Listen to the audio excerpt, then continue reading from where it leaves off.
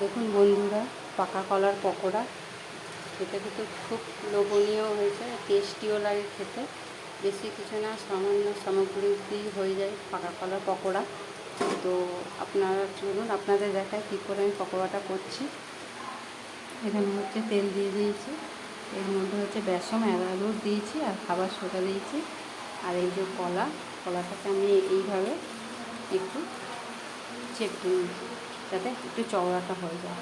তো এইভাবে আমি সবগুলোকে ভেজে নেব। এভাবে দিয়ে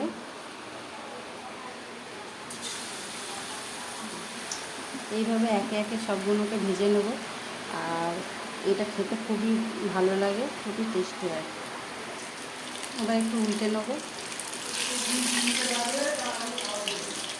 দেখুন খেতে খুব টেস্টি হয়, গরম ভাতের সঙ্গে খেতে খুব ভালো লাগে। আর মেঘলার দিনে যদি একটু মেঘলা থাকে, সঙ্গে সসের সঙ্গে এগুলো ভাজা খুব ভালো লাগে। এরকম পাকা কলার পকোড়া সসের সঙ্গে খুবই ভালো লাগে। আর দেখুন দেখতেও লোভনীয় হয়েছে। আর ওয়েদার দেখুন বৃষ্টিও পড়ছে, আপনারা বুঝতে পারছেন। আর একবার উঠুন।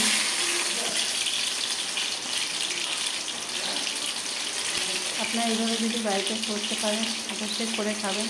কেমন হয়েছে অবশ্যই লাইক করে দেবেন, সাবস্ক্রাইব করে দেবেন আর শেয়ার করে দেবেন। তো আমার এটা হয়ে গেছে, এবার আমি তুলে নেব।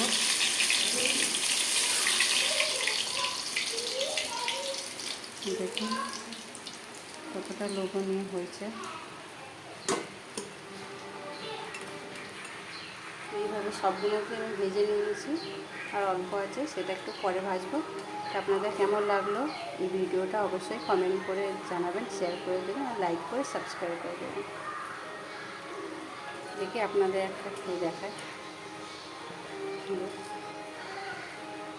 সুন্দরও হয়েছে,